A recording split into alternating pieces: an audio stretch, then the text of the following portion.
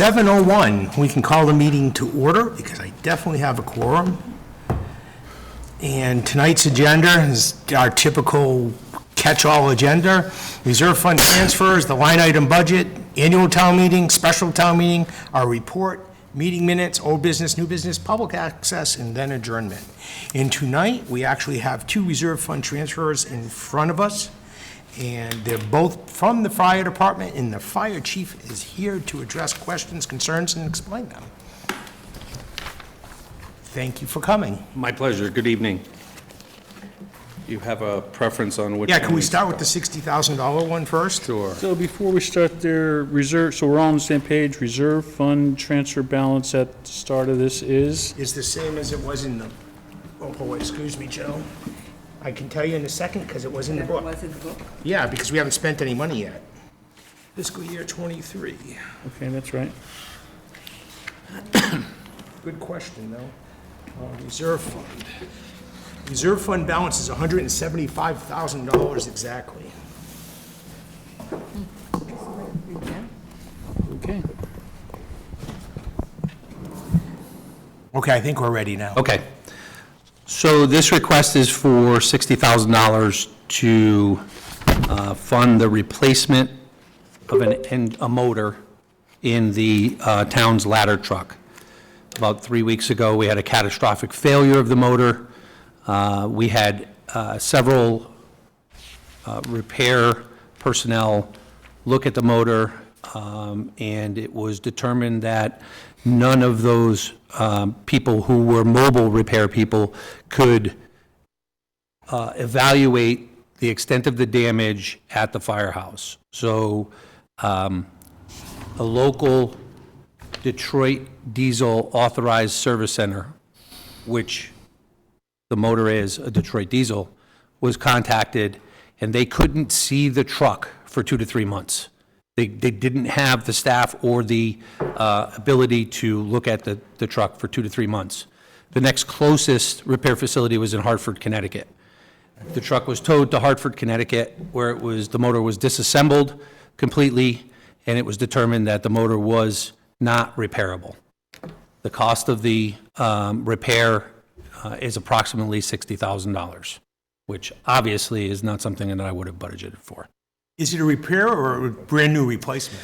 What is being recommended is a brand new, well, it's a remanufactured replacement motor. They're not going to fix the motor that's in the truck now. They're going to pull that motor out. They will what they call dress the new motor with all of the necessary pieces from the old motor, the air conditioning compressor, the alternator, the fan, but the internal components of the motor are what have failed. So the new motor will be a complete motor with its own serial number from Detroit Diesel. It will have a 3-year, 300,000-mile warranty. And the unfortunate part of it is there's an 8 to 12-week lead time on getting the motor once the town administrator signs the contract. And then it's about a 2.5-week process to change everything over. Go ahead, Mike. The warranty was how long? 3 years, 300,000 miles. Okay, that's what's written. I thought I heard something different. And I think what you were saying before, we could repair the current engine for $60,000, or you could put this rebuilt one. No, you couldn't repair it for the $60,000? The repair center in Hartford said they could repair the truck for $30,000, but there's no warranty or guarantee. Thank you. And their recommendation was a complete replacement. And I did ask the chief earlier, and he answered this question about if the transmission was going to need any work, because obviously, a brand-new motor could have more torque. We don't want to put it into an old transmission and then just blow the transmission. Yeah, this is a like-for-like motor, same horsepower, same torque, and I happen to ask the same question that Kevin asked me of the repair facility. They have done this change out more than once. They've never had an issue. They've also said that in their work on the motor so far, they see no issue with the transmission or the torque converter. When they pull the motor out, they will do a further inspection of the transmission and the torque converter. He doesn't expect to find any issues, but if he does, he'll bring them to our attention. How many miles, I was gonna say, how many miles is the one that was just fell apart? How many miles did it have on it? I don't have the mileage. I can tell you it's a 2005 with what would be considered low mileage, and I'm going to say it's under 50,000 miles. How often do you run this thing? Yeah, we run the truck almost every day. We respond the truck a lot less frequently than that. Because for 300,000 miles or 3 years, you're never gonna hit 300. We'll never see the 300,000. Never, that's what, I'd rather say 150,000, make it 10 years. Yeah. You know what I'm saying? Yeah. You never, I mean, unless I'm missing something around town, and I don't think you're gonna do we won't any- see 300,000 A truck. None of our fire trucks see 300,000. I was gonna say, that's, yeah, okay. So, because, I mean, even from a planning perspective, next go-around, because sooner or later, it won't happen in maybe the next, hopefully 10 years, but eventually that will be replaced. Yes. So if you know the miles on it, we can maybe forecast saying, next time down the road, because even though it's 300,000 miles, you're going stop, go, not like on a highway. Correct. So maybe you put more wear and tear on it than 300,000 miles Yeah, assumes. generally with the fire trucks, the hours is the important Hours, and number. then- okay. Because that's what the time the motor's running, and we're about 2,800 hours. So once you get this, the clock is ticking to get the next one, assuming Correct. nothing else falls apart or you buy a new one. Yes. So we should probably, okay, got it. And I do have one correction. The finance director did send me that the current balance in the reserve fund transfer is $165,083. I have no, I don't recall at all having a meeting where we did a reserve fund transfer. But we obviously I did. thought we did have it, you know what, August 4th. Oh, way back There we go. then. Well, I gotta flip the page back on what had the answers, all right, yep. Okay. So that's, just so everyone's aware, that's the correct balance in the reserve fund. So, if you don't mind, Kevin? Oh, yeah, please. So I think we kind of touched on it, but just so I'm clear, the rest of the truck, the rest of the vehicle is still in good shape. You anticipate a fair number of years left on that thing. It's, we're not putting 60,000 in this, and you're going to need another one next month. Truck should last if it's got a good motor Right. for the foreseeable Correct. future for you. That was the discussion, if I might, that the chief brought to me was, what do we do? Do we put 60,000 in now, or do we look at buying? And with the cost of buying, and frankly, this truck would be likely replaced by a different size and type truck down the road anyway. So we'll get as much use out of this one as we can. It structurally appears to be sound. The frame is still sound, Yes. which on a lot of those goes. So the fact that it is structurally still sound, frame-wise still sound, at this point, it makes sense to invest the 60,000, get several more years out of it, and, down the road, we are going to have to borrow for a new truck at some point, or buy a new truck at some point. We have the stabilization funds, to work toward that. A new ladder truck today is anywhere between $1 million and $1.2 million. A huge money. So 60,000, it sounds like a lot of money, but when you look at it, the cost of the whole piece of equipment. So Larry, you had a question? As a practical matter, although the document quotes 60,000, but as a practical matter, given the choices, it's only 30,000, because either take option 2, which is 30,000, walk away, or 60,000, on the way to which you spend 30,000, but the second 30,000 comes with a whole lot. So we're really discussing 30, not 60. Practical matter. I do have, I guess, one process question, and I know I asked this when you brought this up, is in the past, the department has an unfortunate history of kind of destroying their own vehicles. So was this, a process problem where someone, revved the engine too high and just blew it out? Or is this just wear and tear and it happened to go and we were unlucky? Yeah, several of the repair professionals who, I defer to, they're ASE certified mechanics and master mechanics. Each one of them, to a person, said this was not human error. Okay, good. This was a component issue that failed in the motor and would have happened at some point. The bright side of this is it didn't happen while somebody was driving the truck at speed down the road to a call, and it certainly didn't happen when somebody was in a bucket over a fire and had a catastrophic failure, and now I have to have a rescue of 2 or 3 firefighters over a fire. So as bad as it is, it could have been much worse. Yeah, no, but that's good to hear too, that, it wasn't, User error. yeah, non-user error, that's a great way to put It would it. be an expensive user error.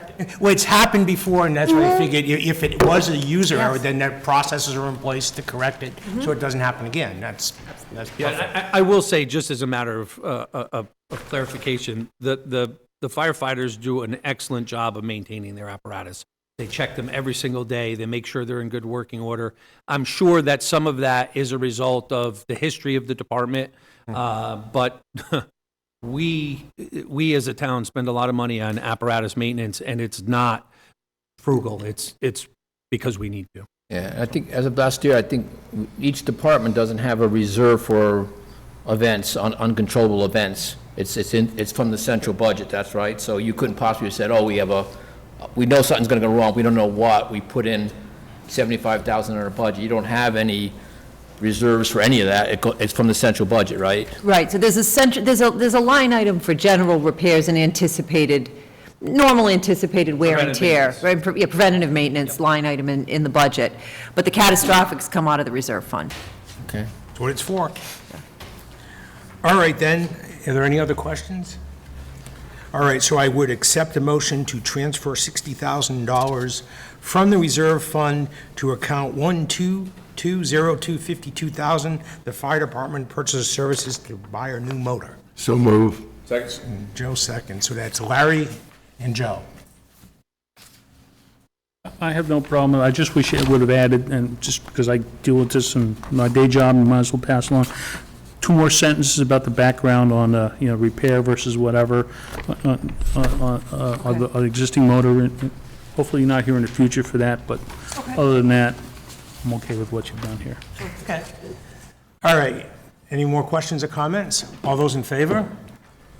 So that's 8-0. 2, 3, 4, 5. Where'd you get the 8th one? Oh, it's 7, duh.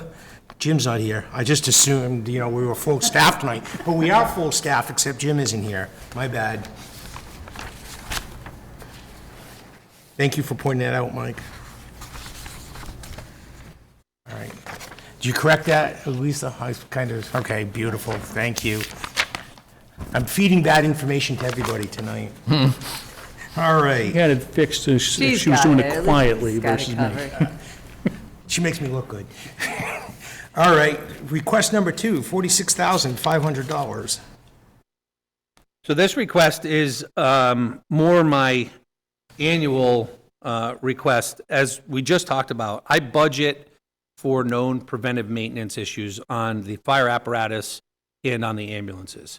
That covers oil changes, it covers things that are normal wear and tear, windshield wipers, tires if I need them, brakes if I think we're going to need them, the things that I would consider normal wear and tear preventive maintenance items. Obviously, I don't budget for unexpected, unknown, unanticipated repairs. But again, as I do annually, my repairs always exceed my preventive maintenance budget numbers. So along with those numbers, this year, both in my POS side of my budget is broken down into ambulance maintenance and vehicle maintenance. Along with those 2 items, back in August, we were notified by our records management software provider that they were being bought out by a bigger company. And we began the process of trying to find what our options were as far as records management. And for our records management, we do our fire reports through our records management system. We do our ambulance reports through our records management system. We keep our training records. We keep our vehicle inventory and our vehicle truck checks. Pretty much everything that we have to keep record-wise is done on the computer in a software program. We began looking at what the alternatives were to staying with the company that was buying out our current company. Unfortunately, they were buying everybody. And we started reaching as far as the West Coast and into Canada to try and find comparative pricing for the records management system. I talked to Chief Desert. His records management system was comparable in price to the new price that we were being told we had to pay, which was approximately $18,000 more than what we were already paying. In addition to that, there was a $4,000 initial setup fee that went along with it. So my software line item was significantly in the hole. I had sent a memo to the town administrator back in August to let her know that this may become a problem as we got through the budget year, and certainly it did. So between the overages in the maintenance lines and the overage in the software line, that put me approximately $36,000 over budget. In addition to that, I still have $11,000 in known preventative maintenance that I still have to perform on the vehicles before June 30th. Some of that includes tires, some of that includes the annual testing that's required by NFPA on the fire trucks, but it comes to around $11,000, which is where I come up with the $46,500. I think I gave you some examples of some of the repairs that we didn't anticipate, along with the transfer. And if you have questions about those, I can explain a little bit more on those. See, I have to admit, I was doing the paperwork, so I'm a little confused. So what's not on here at all, when I heard you talking about software for a reporting system, isn't mentioned anywhere on here. It But is that, only one line. Yeah. It's the software support agreements, but there's no explanation. okay. But because of those is the reason you're over by $36,000 at this point in time, and with the $11,000 in knowable expenses to come. The maintenance and the software, yes. Software is 18,000. Plus 4,000, yeah, so it's 22,000 effectively over on the software line item. All right, just point it out to me. Where am I? You're We did shop it. over by 22,000? It's under, we're under 22,000 in the software line item. The current line item is under budgeted by Let me 22,000. make sure you're right. You have spent $22,000 on that line item, or you've overspent your line item? Right now, I'm overspent by Overspent. $14,716.29. But it will be 22,000 total, right, over by the end of the year? No, because we were able to absorb some Oh, of it okay, in the yes. original, Yep, the original yep. line. Apologize, yep. Yeah. You have 10,600 from last fiscal year in that line item. Software.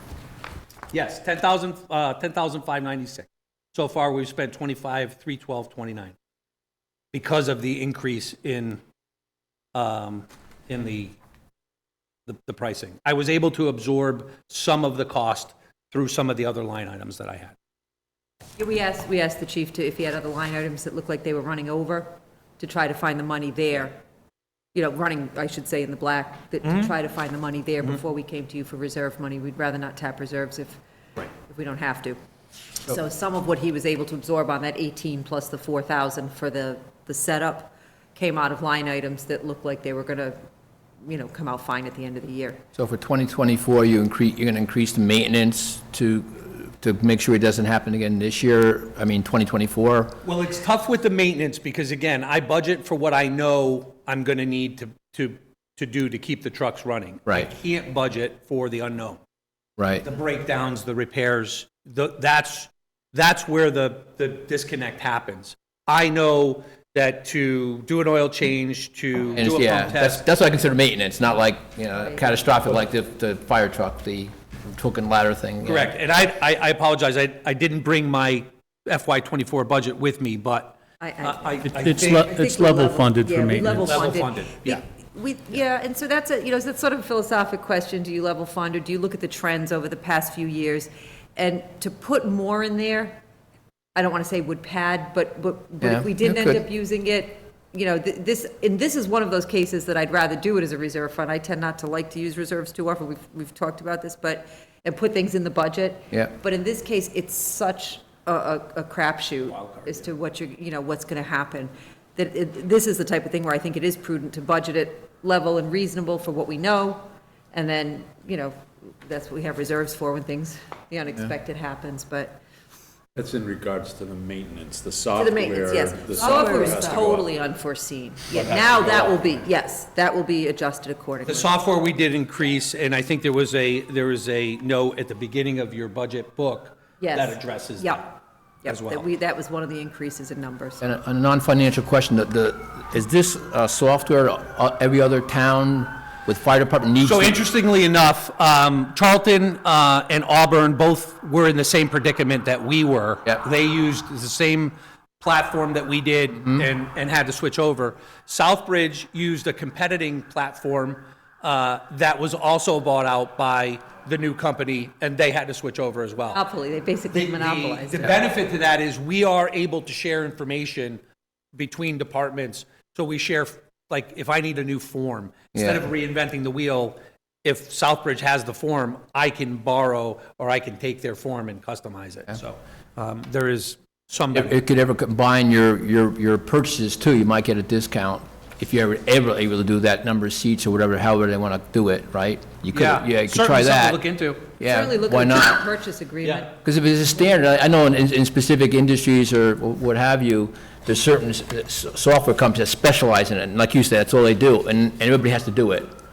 But if everybody has to do it and we can get a coalition of people, maybe we Sure. can get more Yeah. of Get a bank. joint purchase agreement, Yeah, sure. and also maybe for maintenance and stuff, or you have people that know each other, and if something goes wrong, somebody can say, oh, I experienced that, why don't you just hit this button, rather than calling somebody up and getting somebody over and Thank God costing for them money. Jeremy. Yeah. we You have got a good guy IT. for We've got a good Jeremy, IT guy. Okay. I'm still confused on the numbers. They don't, I keep getting different numbers, and I'm not hearing them jive at all. Okay. So, I you, think what throws it is that, and I don't have the chief's current budget numbers in front, but I think he probably pulled some from a lot of different line items to offset first, to pay the bills. So if I go back, if you don't mind, Kevin, if I go back to what was in your FY '23 budget, you have, you call it apparatus maintenance here, vehicle maintenance, you had $16,000. Correct.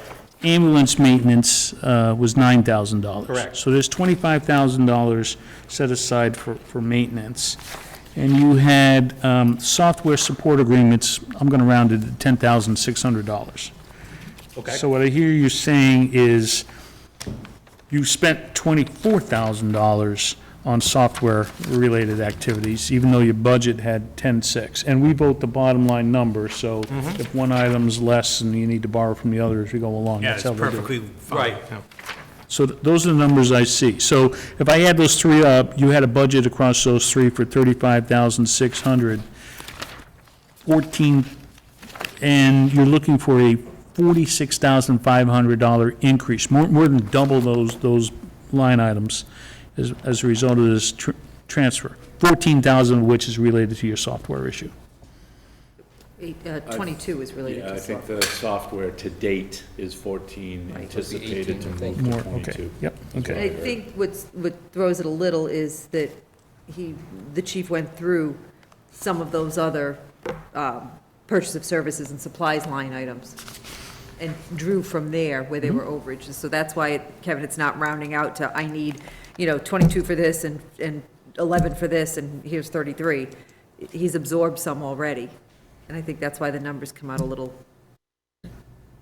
we'd have to know exactly what he absorbed in each line item to figure out that. And we could do that. Well, if you get the reserve fund transfer, then whatever other line item he borrowed money from is freed up. So he can go back and do his training, his NDT tests, and all those other pieces back into his budget as planned, if need Well, be. actually, did we reduce the total amount, though? Did you use some and reduce what we're asking for the transfer?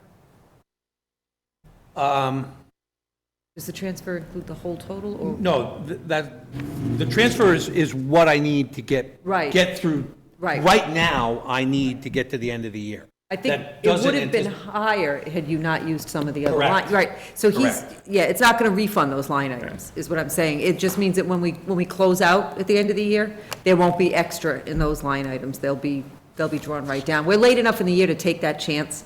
If this was, December, I wouldn't be too comfortable dipping into those line items, but if it looks like they're running really good right now, instead of asking for it out of the reserve fund, we might as well just take it from that operating budget. Kevin, let me try to explain it this way. in the ambulance line item, there's 9,000 budgeted. I've spent 11,149, which puts me 2,150 over. In vehicle maintenance, there's 16,000 budgeted. I've spent 35,202, which puts me 19,202 over. In software agreements, there's 10,596 budgeted. I've spent 25,312, which puts me 14,716 over. If you add those up, they come up to be around $36,000. Of the 16,000 in preventative maintenance, only about 6,000 was spent on preventative maintenance. So 11,000 of that 16 was used to absorb repairs. Right. So I have to add that 11,000 to the 36. I'm coming up with 46.5 because I was able to use some other funding. That's how I'm getting the 46. Yeah. It's a much clearer explanation, so Sometimes it just takes a little bit. Just want the I concrete, didn't not the understand math. what you weren't The math. understanding, I guess, so. all right. Any other question, comments, So, Mike? I would just ask going forward, I mean, I think it's kind of interesting that we put these three things together. I know they're in the same account. I just think for clarity, there's really maintenance issues on the vehicles, completely separate software.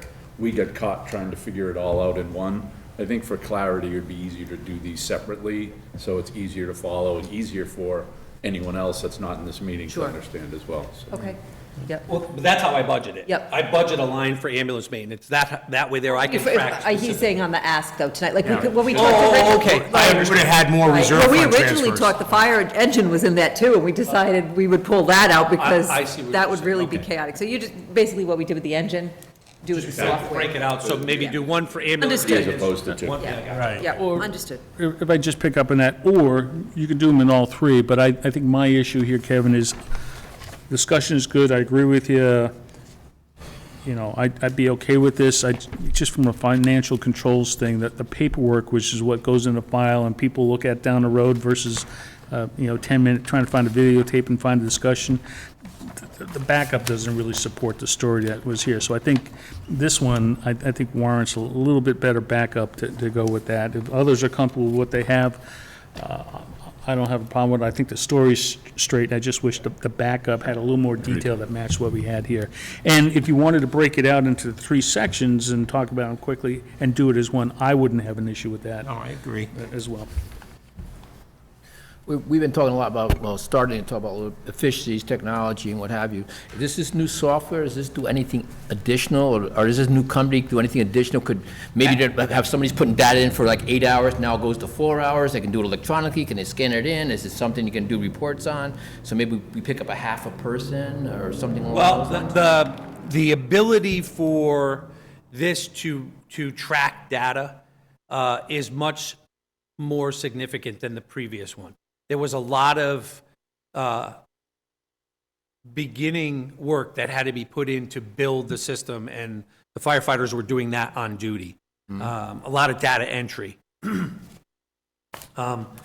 There are potential savings in the future, but we haven't gotten there yet. We're in that infancy stages of, we started using this software January 1st. It took almost 6 months to get it built and implemented. And our deadline was December 31st to change over. So we're still looking at the different modules that are go along with this. Unfortunately, along with all the other software companies out there, everything is à la carte.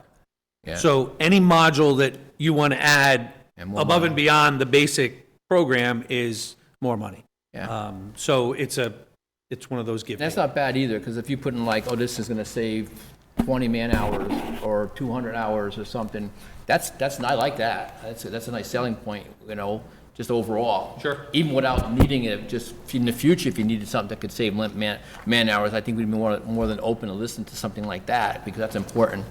I can also tell you, this program is a lot more user-friendly, a lot more intuitive than the previous program. I heard complaints about, the functionality of the previous program. The firefighters seem to really enjoy this one. It's a lot more user-friendly, it's a lot more intuitive, easier to use. The state appreciates it more. We have to file all of our reports with the state. They appreciate it because the reporting methods and the way that the reports are sent out is in a much easier digestible form for the state. So it seems to be working the way it's supposed to. Debatable if it's worth the money we're paying. All very important what you just said, I think, anyway. Okay. Any other questions or comments related to this reserve fund transfer?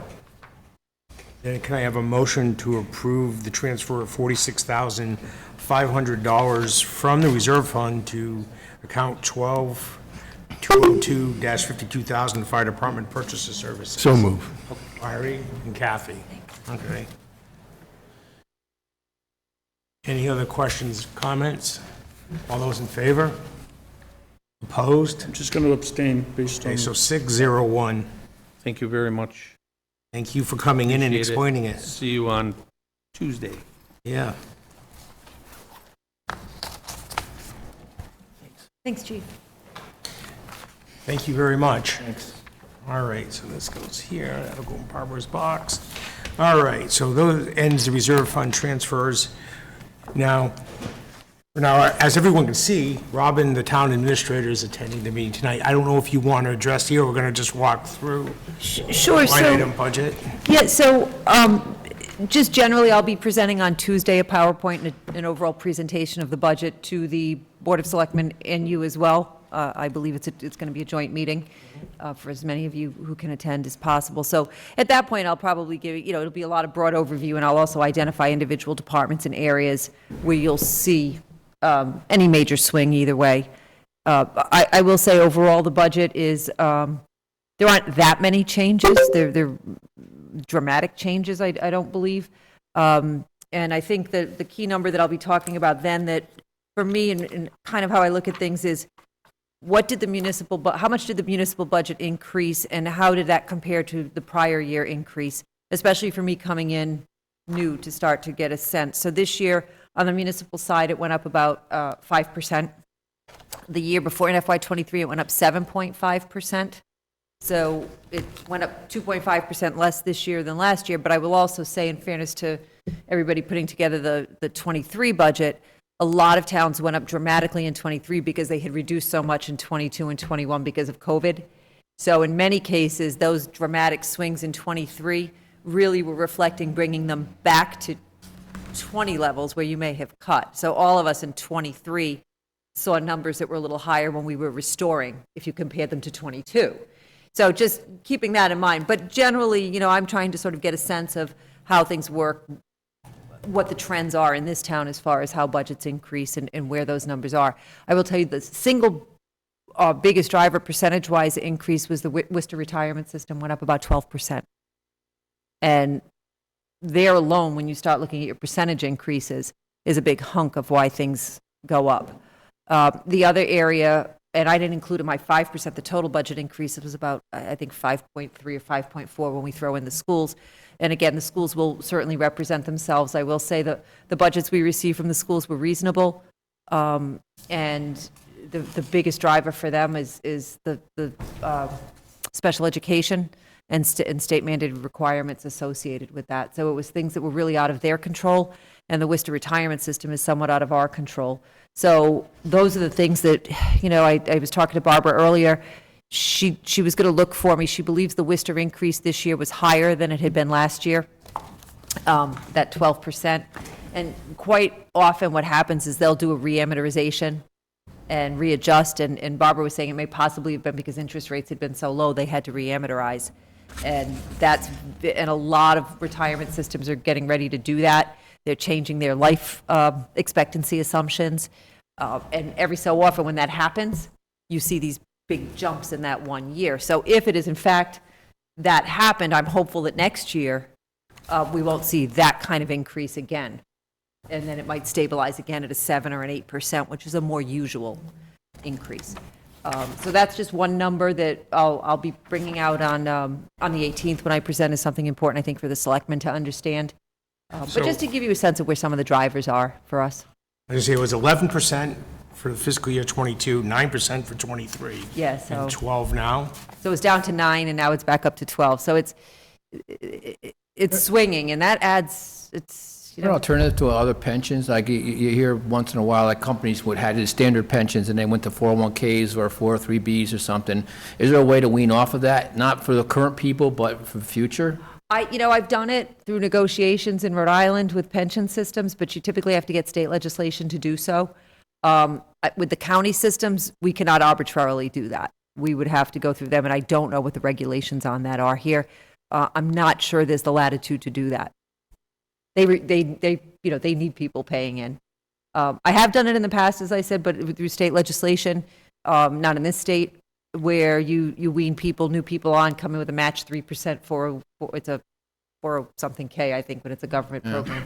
But they're great programs. And frankly, as we started to talk to employees, when things are going well in the country and with the stock market, it actually benefits the employees as well. Initially, when they hear you're not going to get a defined benefit, they balk. But when you actually look at the numbers, sometimes the 401K plans end up better. And the then pension. when, If you're regimented. Depending on and the you're- swing on the and market and how young you are when you put in, yeah. and then when it tanks on the year you're planning on retire, then you get all worried and you stick around for another couple of years waiting for it to come back. So there's trade-offs. The other side of that, Ken, is, it's a total compensation package, right? So if you take the new employee and you put them side by side with someone who's got the pension versus whatever, I don't think there's an expectation that they're going to get paid the same amount, because there's a value to that pension versus we just throw a couple of percent in a fund for you. Do you have to negotiate a different kind of wage adjustment to get people onto that? In the initial year, typically you do to get that kind of a contractual relief. Definitely not an overnight thing, but. No. But if you start it, you'll be on the road, but if you Yeah, never it's not start, a bad yeah, thing. it's. It's not a bad thing. I got a question. On this budget package, there's the town of Sturbridge, this page, whatever, I think it's a page on C1. They have us, it says, FinCom recommend FY '24, and it's the same as what was recommended by administrator and everything else. The numbers are the same. Is that? I assume that's a That's placeholder. typical. Yeah, I think that's a placeholder until you, Well, we can vote a different number, but Yeah. that's just typical. Oh, yeah, okay, so we automatically assume we're going to agree with everything everybody says, which, well, we did last year. but that so- could be changed, yeah. Yeah. Yeah, that's just it's really a placeholder, I think, at this I point. can tell you there's You going had to to be put a a number small in there change and you made said, tonight. okay, at this point, okay, got it, okay, so I was just, I thought maybe I missed something, okay. Just like the selectmen haven't actually voted on this yet, where it says selectmen recommended, same thing, they haven't seen it yet either. So that number's just put in as a placeholder in those columns. So selectmen can come back. I mean, one of the issues you're going to need to address is, I think the big change in here, the individual line items may have some questions, but there seems to be a lot of staffing issues in here that we'll need to address. But yeah, so selectmen could come back and say, no, I don't want to give you that position in here for whatever reason, and their number would be different than Right. what was Their number would recommended. be different than what I brought forward. Just like my number's different from what my department's brought forward. And just remember, too, it would go, if we were to support a position, and, I mean, this has happened to us in the past, so I forget what department wanted a clerk. As the finance committee, we voted to fund the clerk, but the town administrator decided not to hire the clerk, and that's completely within your purview. So you may allocate money for specific use, but it may never be spent. So I've keep been in that position where somebody insisted on putting it in the budget, and I said, well, that's great, I don't need it. And I would just say the fine point there is, Not here. we shouldn't be deciding staffing levels. We should say, what can we fund is what's appropriate Yes. over there. And if we think that you can fund a little bit more, should you use it, that's one thing, versus dictating staffing levels. You can question the validity and efficiency of a staff position now. Certainly. And I think for me, and I think you and I spoke about this a little bit, Ken, I mean, I do feel an obligation. I have to be able to defend every increase. Frankly, I have to be able to defend every level funding, every dollar effectively, but particularly the increases. And I'm happy to do so. And there may be disagreement, and you may choose to support or not to support, and that's all part of this whole process, and that's why we do this. But I do feel it is my responsibility to defend it, and whether it's staffing or whatever else it might be. I'm happy to do so. And so I look forward to the process. So who do you rely on? We got some talented people here around this table, really. And sometimes we get the budget, and then it has your recommendation, what the departments wanted, and what you recommended, then we get it. And I'm not a historian, so I don't know how many years in a row we just said, it sounds good to us when we're agreeing on it. How do you use us? I notice checks and balances here. How do you use this team help you to get things done? Like we said, the labor and contracts, negotiations, this and that. By the time we get it, it's set. And we're saying, well, we don't have any control of it. Maybe we shouldn't. Maybe somebody, like we had an attorney on here, very good. We got a lot of interesting people and backgrounds here. How do we help you and get to where you want to get? I That's don't know. not our role. Well, that's what I'm saying. Okay, well, I don't want to say something wrong. Our role is to understand the budget as well as she does, understand the warrant articles as well as she does, and then make the recommendation collaboratively as what we feel is in the best interest of the town voter. She has her own thing, and if we disagree, there was a time where there was a COLA increase. I think the town was going for 3.25 and 3.5, and the finance committee went with 2.5. And we fought that right before, we went with different numbers. Where our role is different. We're not here to facilitate. We're here to understand and say, okay, that makes sense, and it works financially for the town, so we agree with that. But we're not. It really is a public service. I think the service that you provide, not so much as to me, but to the public, that there's a collective set of eyes watching what I'm proposing, and ultimately then the board watches me first, effectively, or simultaneously as you do. And so there's a Board of Selectmen recommendation on the budget, and you could have a board that votes against it, a board member that votes against it. You could have a budget that's 4-1 with the board conceivably, or 4-2 or 3-2 with the board. And I view your eyes as, okay, if you disagree with something, you're going to tell people on the floor of town meeting why. And I'm going to say why I presented what I did. There might be something that comes up, though, that I say, you know what, I could amend that and would do so. If it seems warranted, I If I take it would. one step higher, we're looking at individual line items, so they'll review them for sanity. It's, we're the finance committee. We don't run a town on a day-to-day basis. That's Robin, that's the Board of Selectmen. It's what can we afford? How does it fit in the overall package? If they came back with a $50 million budget, because building it up, that's what they needed. Can the town afford that? How would we fund that? And I think that's where our discussions come in. And You our get some revenues. warrant articles, I want to spend $14 million for this new structure. How are we going to fund that? Is it free cash? Is it this, is that? Some of those funding mechanisms and the overall impact. That's, I think, what. I think the funding is role is. huge on particularly on the capital, on where FinCom falls on how certain things should be funded, and working with the finance director on what our debt levels are. What can we have for debt capacity and not have our bond rating impacted? Those are the things that I think the collective group looks at very clearly. And I think the other thing is, revenues, Barbara has a conservative approach to revenues. I have a conservative approach to revenues. You get in trouble. It's very easy to want to bulk up your revenues, and then it all sort of, pardon my language, but it hits the fan when they don't come. Plus, you have trouble with DOR if you play around with those too much. But I think this is another check and balance. Do our revenue expectations sound reasonable? And are you comfortable voting for that to the people of the town? You see, we are not an operating entity. Our work product is a recommendation based on the same legwork that 9,400 other people could do, but can't as a practical matter. So we do it for them, and we tell them what we did. They decide. That's it. There are borders, and there should be, around everything we did and everything we will do. So I would like to suggest that you dwell on that notion that Mike has just laid out. And now this year, I think, second or year or so, and keep in mind how little we are supposed to do in the operating arena. In fact, it's so little that it's non-existent. I'm going to give you some credit. I met with Robin and Barbara earlier this week, and I used your description about the dire. It seems like a dire account here, and we had talked about how looking at the 5-year forecast for revenue, we're going to get very quickly to the point where our costs are exceeding our revenues, and we're going to have a structural deficit. And then we also talked about, what she actually meant by the word dire in this case. And, then we also have the same structural deficit looming in the water and sewer accounts right now. They're there.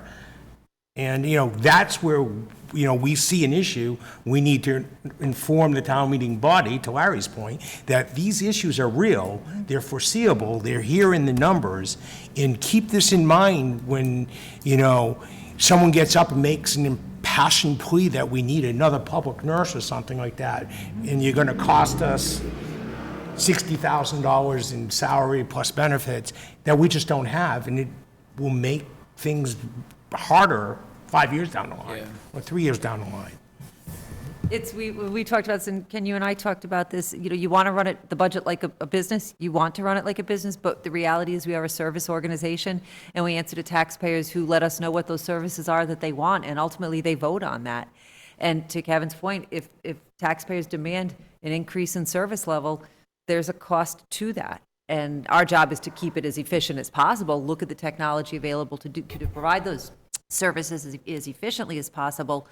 But ultimately, you can't create growth unless you use that horrible override word, and we don't want to do that. But if there was a case where that's what the town demanded as a town, then you'd look at that too. There are towns that do overrides all the time. I personally balk at that. I mean, taxing is, as I said to Kevin, I came from a world of working for mayors typically, and you never walked in an office with a presumed tax increase, particularly in an election year, or else you'd get kicked out of the office. So you walked in, if I walked in with a 2.5, which now is sort of this presumed in Massachusetts, I was like, oh, I have 2.5. But I really try when I approach a budget, and this is something Kevin and I talked about, and Ken and I talked about, when I approach a budget, I think Lee may have touched on this, I don't try to presume I have 2.5 more to spend, or whatever that number is to spend. I mean, I know it's there, but I really more am looking at other growth sources. What is our growth coming in from new business? What is our growth coming in from inspections? What are our local receipts looking like? Not things that are burdening the property tax, which is the most regressive of the taxes that we have. But, so I come at it that way, trying to spend as little as possible. I mean, if I could have come in with, 100,000 in excess levy capacity, I would have said, great, I don't believe in spending to the max. Unfortunately, we pretty much have to come close to level service. Where do you get your direction from, like 5.4? Is it, I don't. you just build it up and say that's what it ended up? Because the departments come in and I see some of them, they wanted like 15%, and it's like, Yeah. no. And I don't know if it's, like they're trying to reference it and then get down to where it should be, or. It should be performance-based, to be honest with you. It should not be, I did this much and I'm going to go up 5% this year, or I'm going to go up 2.5% this year. To me, it's, I did this much last year, but I actually, like the chief, for example, has certain things he knows annually are going to be a cost.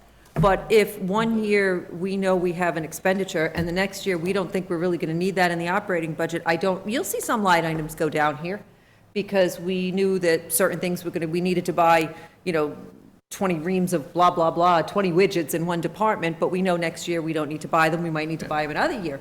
That's why I don't have a problem with sometimes a budget might swing down, and then the next year might look like it went up 7% because it went up 0% the year before, so you'd netted 3.5%, let's say. But it really should be based on need. And I try to do that as best as I can. Now, in the end, some things do get level funded because it's just sort of pro forma, and that's how it goes, but. Mike, you had a question? Let's just tie the two together here. So you mentioned the Dyer piece, and we got only $1,000 less on our taxing ability. We have that message every year. Mm-hmm. Every year we start at the same point. Hey, we're right up to that limit.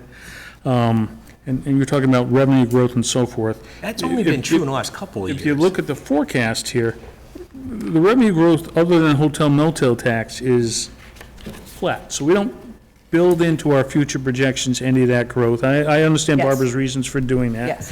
Yes. So we always assume there is no growth. So if we get it, that's great. Yes. For those people who want to keep it small and, slow down the growth, it's without that growth, next year's when all these things just creep up because cost of living goes up, or wage adjustments go up, and, all these other fixed pieces go up that we really can't control. Without that growth, if we're not gonna be able to fund it, that means something else is cutting back. So it'd be nice if we can find a way to at least figure out what our reasonable revenue growth is, to give us some little happiness and hope for the future. Well, and The I other think- side of that is, one way to give us a little room over that $1,000, little wiggle room we have is, are there funding mechanisms, using some free cash in some areas or someplace else, that says we don't have to tax up to the limit. We can use a little bit of money or a different funding mechanism, and that's maybe where, we're supposed to come in some ways and say, well, if we funded it this way, we give ourselves a little bit of cushion at the start for next year. Absolutely, absolutely. And I do think your point on growth is really important. And again, it comes down to values of the community, what the community wants to invest in, what the community wants to preserve, what the community wants to allow to develop. And again, I'm not taking a position on that. That's the purpose of our form of government, is it's decided that way. But where good growth is, that sort of matches how you can get good growth, good financial growth, good commercial growth, because let's face it, that's what we prefer rather than putting it on the homeowner. But on the other hand, that growth has to be in concert with the spirit and the fiber of the community, which is one that values its open space, values its conservation land, and that's part of what makes it beautiful, and values its education system, which is another big component of that. So I think you're right, it's a delicate balance, and Ken and I talked about the sort of the dire nature. I think part of that I have to kind of own, because I am a fiscal conservative. I'm always worried about the money. So it's always a little dire to me, and I think Barbara's sort of the same way. So now you have two of us that are, now you have two of us like this. And so I think that message sort of comes through, it's a word of caution. You. Huh? And, Well, Barbara would like to make a comment, and I'm Oh, just no, trying. let Barbara in. Tell Barbara. We're Have having Barbara talk. problems. I'm can we just hear Barbara wondering. today? Oh, there. I So hear try and speak, Barbara. Barbara. Barbara, we Can you hear me? Yes. Yay, okay. So I just wanted to comment on what Mike just said. So I do build in growth in the revenues. So if, the tax levy is increased each year by the additional 2.5%. But also, if you look at some of the major contributors, such as excise tax, hotel motel, you'll see that those do go up in my forecast. Unfortunately, we have a lot of line items Hey, that Barbara, are can you hang on pretty- 1 second? I'm sorry to interrupt you. Yep. but Mike's trying to adjust the sound. It's the regular sound of the computer, but there's a master control in there that also controls the sound speakers. But what we have to be careful about is It's feedback. the control for the sound is in Bruce's office. Right. But you catch feedback if you turn, that's a Turn it little- up that's too okay, loud, though. you That's catch pretty good. feedback. Right. 60%, Sorry, Barbara, I didn't Kevin. mean to interrupt. You're a little low, so if you can speak directly into your microphone. Can you hear me now? Yeah.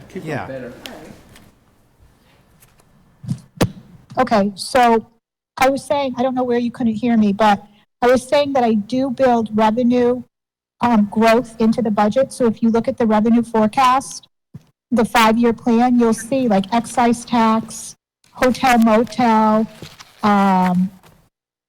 meals tax, all those are budgeted to go up.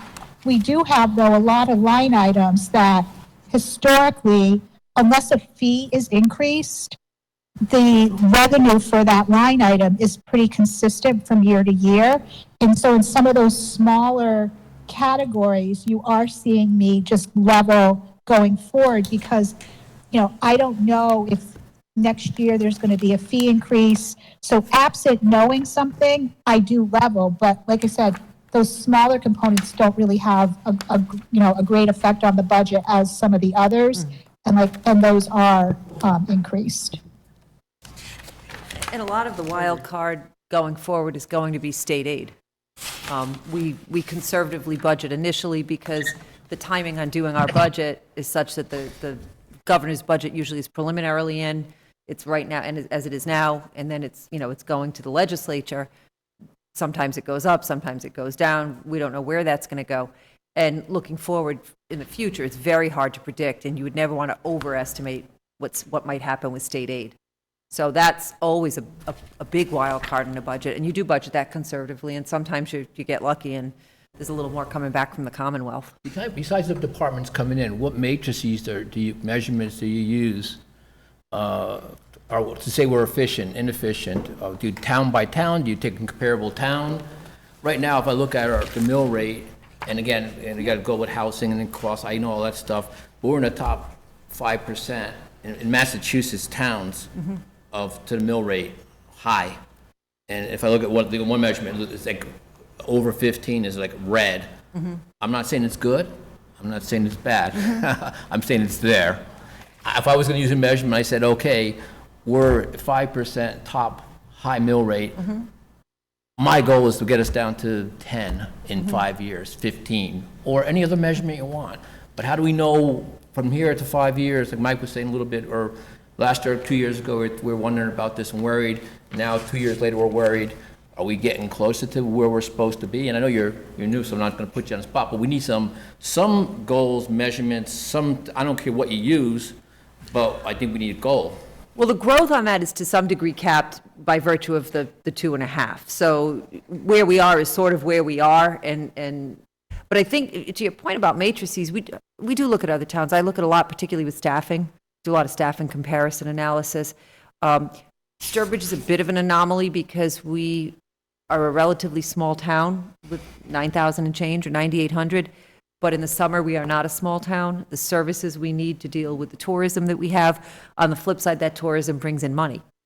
So, can we work toward bettering that? Can we work toward our economic development? Can we work toward our tourism? Can we ensure that our hotels are drawing people in? There's a lot that's a little bit out of our control. I can't control what the private sector does with their buildings and with their businesses.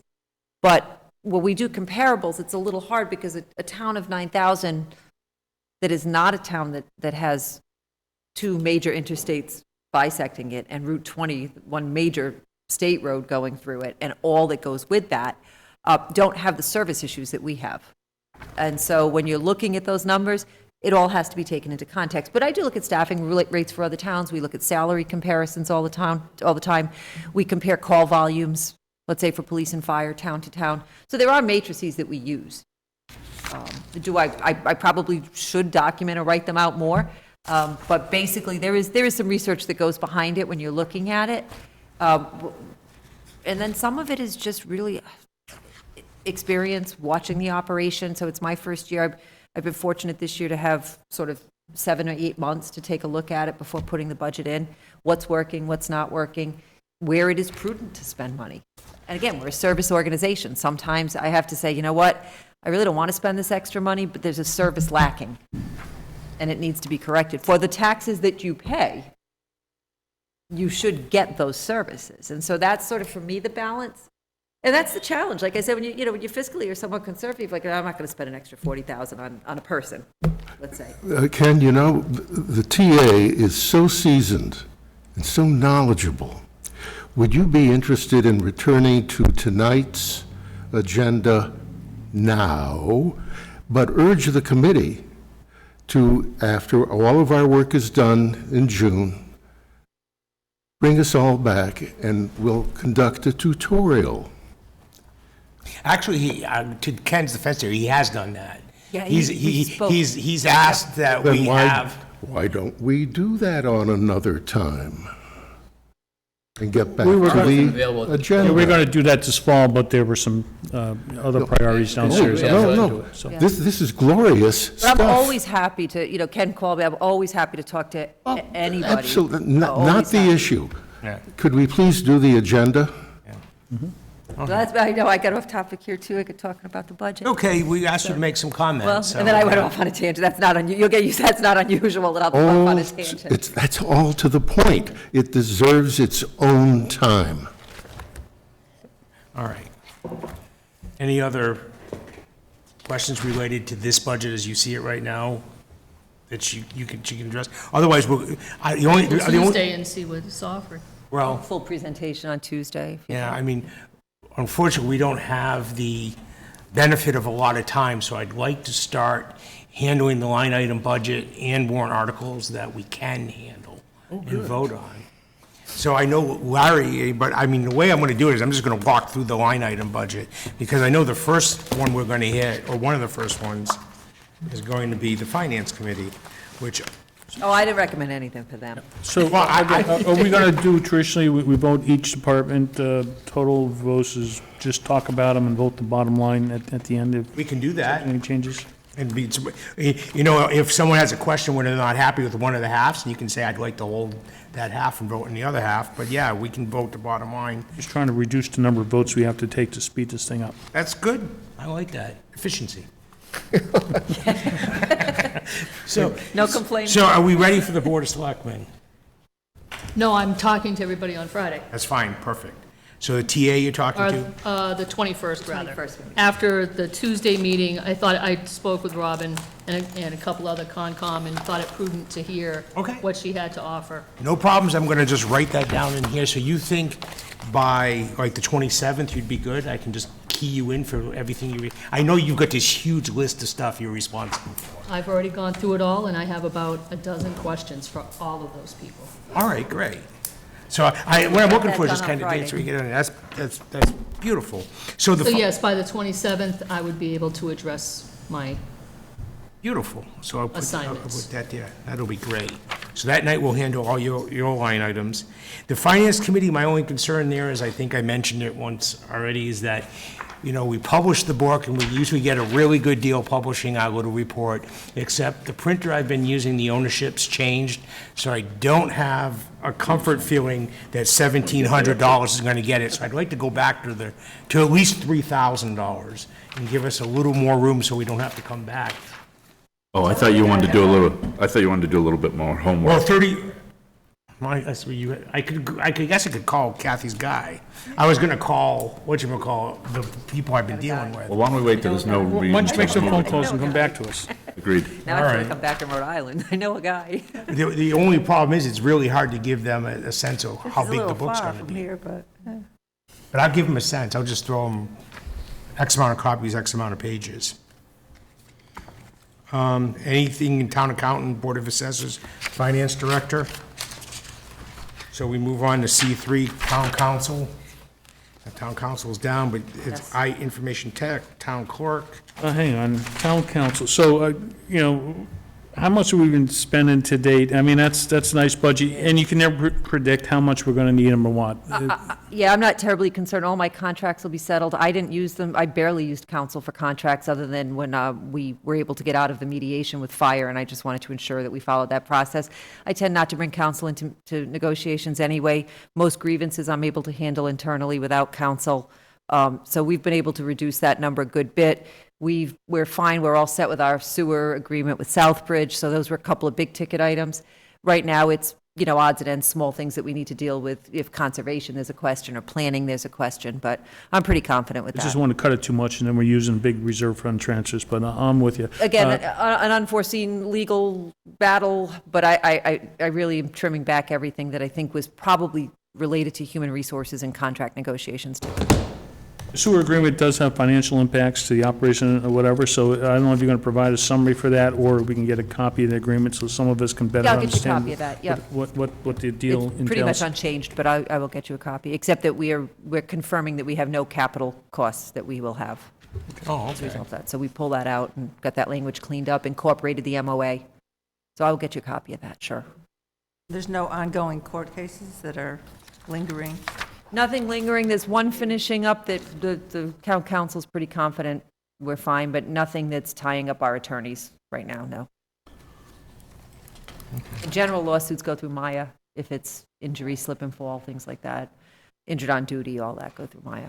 And just one thing, we did end up buying that land for the $70,000 that Yes, we we may did. need, so good, that's there just in case. It's there, Yeah. yes. Perfect.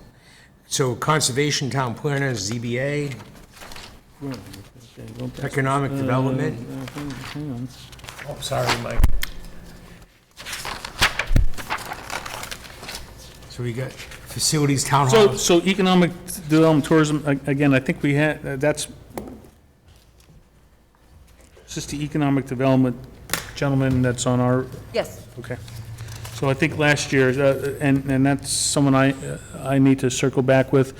So I guess the general question we had last year was, my discussions with him, he seemed to be focused on filling seats in restaurants and hotels and building the motel tax there. I thought, the committee thought when that position was created, that was a portion of the job. It's also economic development for other parcels around, and that seemed to be like not part of the focus. So I think I'd like a better understanding of how we're using that role versus what was expected. Sure, do you? Yeah, please, wanna address these as we because go? I asked the same question over the other day, Yep, too. so that, as I understand, the position's relatively new as a full-time position. It's only a few years old. A portion of his job, I think 25% or 50% supposed to be to work with the Special Events Committee as well as Sturbridge Tourism Association. And then the other 50% is supposed to be general economic development, whatever that is. And so therein is the question, what is that? Part of it is dealing with marketing and advertising outside of just tourism, but marketing to bring businesses in. Terry's working on a project of going out for some bidding on selling advertising space, working toward trying to bring businesses in, dealing with our earmark grants that we're getting. We're finally implementing sort of a one-stop Sturbridge for businesses. If you're a mom-and-pop company, an example of like a whoop-de-doo cupcakes, it starts in somebody's basement and then wants to, grow. What license do you need? We had a situation where somebody was about to open a business, and Michelle, my assistant, happened to drive by and say, you know what, I don't remember them going for a vitrilling license. They didn't know they even needed one. And they would have lost, and they're a summer-based business, they would have lost 4 to 6 weeks, by the time we could cycle them on. Did she not notice that? That should never happen.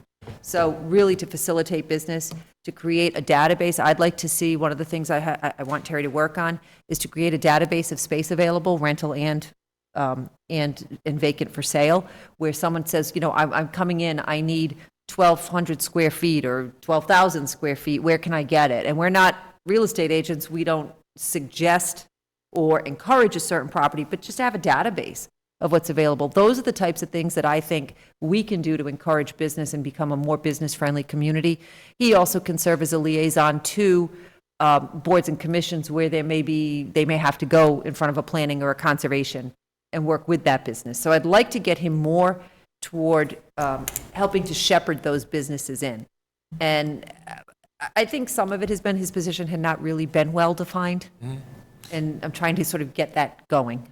Do you foresee one of his projects, or whoever fills the position, as looking at the zoning mix of property in town, and do we need more industrial versus more commercial versus, because that helps in the attractability too. I think we have a town planner who should be doing that. Well, she is. But they can. Yeah, and they do work together, and even, again, going back to the whole sort of view for the center office building, including the staff change sort of, is really making that a Department of Planning and Economic Development where Jean does work side by side with Terry, but really working toward those types of things. Jean's always got so many projects on her plate, but to have maybe Terry look and say, I'm getting calls from these kinds of businesses. Do we need to reconsider zoning, which, as you all know, is a huge issue and a big question and a very controversial one, going back to the point of growth, right? We always got conservative because we don't know where the town is going to go on things. But absolutely. I think that those types of things, looking at every property, we have some properties lingering out there that are one or two that I can think of, they're sitting doing nothing, that there's controversy over, and what's it going to do and what's it going to be. We look at a new zone for it. It will be a heavy lift, depending on what it gets zoned to, but that's okay. But also the reality is, when you mentioned earlier, I think the community in this town appreciates trails, 26 miles. So when you buy land and nothing wrong with it, the community loves it, they like it, we put a stamp on it, we promote it, we got 26 miles of trails. Well, those 26 miles of trails, they're there, they're not going away, you know what I'm saying? So a lot of what if we wanted to be I say bloodthirsty money, we probably would have went in a different direction, and I think the residents here appreciate the trails and the lakes and the open space. So we can say we're going to make this into industrial, whatever, Silicon Valley, but it's not reality probably is not going to happen. And that's where, someone like Jean, who has the experience here, to know generally where those appropriate areas are that you can pull that off, becomes really invaluable, her knowledge. And I think when I came here, one of the things that came up in the interview was, what do I foresee as the biggest challenge? And you just hit it right on the head. How do you balance that desire to maintain those beautiful trails and that conservation land, which is a gem. I mean, the town is a gem, just geographically, with responsible growth. And we have a commercial, whether we like it or not, we have Route 20 running there. And not that I would say we wanted Amazon here, to use that as an example, but what happens is when Amazon goes to Charlton, we still get all the traffic. And we get none of the money. So, those are the types of things, but again, it's the voice of the town, ultimately who we serve. And so it's a tough call, but yeah, looking at places we could rezone commercial, heavy commercial, industrial. Do we do height variation in certain areas where it's logical to go up 3 stories or 4 stories, or have, height variances? In other areas, it's not. It's a delicate balance.